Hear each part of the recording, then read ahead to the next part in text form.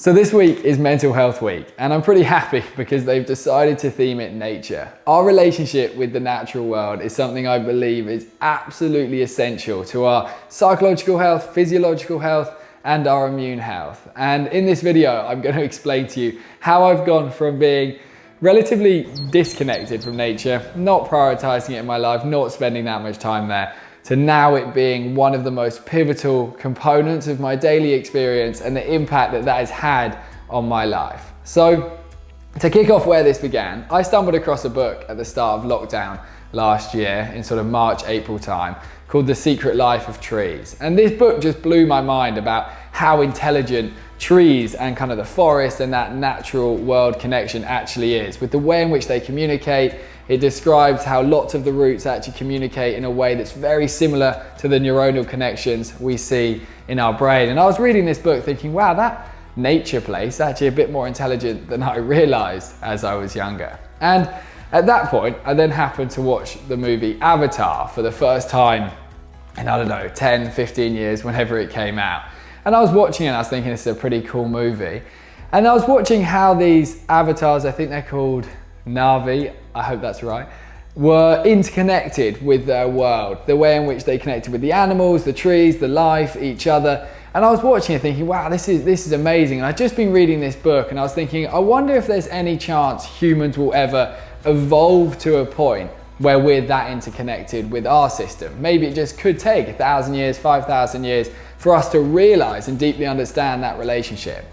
And I kept exploring that and I thought, oh, I'll read some books. I was becoming really interested with how the forest actually works and how we did spend quite a lot of time there once upon a time, hundreds of thousands of years wandering around out there. And I stumbled across these shaman wisdom books, which are talking about Amazonian tribes and the relationship that they have with the world around them. And what I came to realize after reading them is it's not necessarily that we are going to evolve to that point of connection that we kind of see visually displayed within that movie. It's largely we were so connected to nature when it was all we knew, it was all of our life was interconnected with it.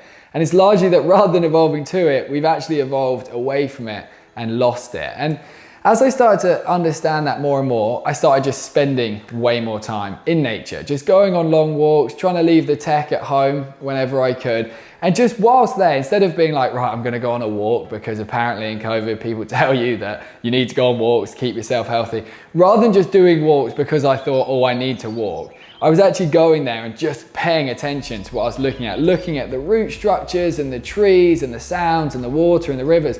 And I was starting to build a bit of a fascination for it that I'd never had before. As I began to spend more time there, I began to love it. It started to really clear my head. It made me physically feel energized and motivated. And I started researching it at this point. And I came across this Japanese art of forest bathing, something called Shinrin-yoku. Sadly, Japan has had a really difficult time with mental health struggles and suicide. And back in sort of 2008 time, they developed this idea of forest bathing. They've got so many people that were needing support with their psychological experience. And they created this idea of having people just spend more time in the forest, not with counselors there and guides and therapists, just there in the forest. And they began to see transformation in physiological function and psychological function. They saw heart rates becoming regulated, blood pressure being regulated, cortisol, our stress hormone that largely creates a lot of the difficulty we experience, was reducing. And then they began just reporting massive improvements in their mental health. So with this Shinrin-yoku thing, I began diving deeper and deeper. I came across the real relationship that being in nature has with our immune system. There's actually a chemical that trees release. Pine trees are actually particularly good if you ever find yourself near a pine tree. And all trees are releasing this thing called phytoncides. Phytoncides, when consumed by our body, they're effectively like an essential oil that your body will naturally breathe in as you're moving through a forest. They actually boost our natural killer cells. That's like our primary antibody when fighting against foreign invaders. And then they also, once that comes in, the natural killer cells boost, these phytoncides are coming in, we see a rise in something called perforin, which is actually an anti-cancer protein. So you get an anti-cancer protein property, you get this immune system boost, And I was just becoming fascinated. I was thinking, this place is regulating my system and making me feel better in my mind and in my body. It's boosting my immune system. I came across a study that was talking about how when you compare a brain in an urbanized city environment to in a natural environment, suddenly you see a real reduction in rumination. Rumination is when we're going into those worrisome thinking patterns, when the mind is just repetitively going over a particular thought or fear or stress in your life. And when you get someone into nature, you largely see rumination reduce.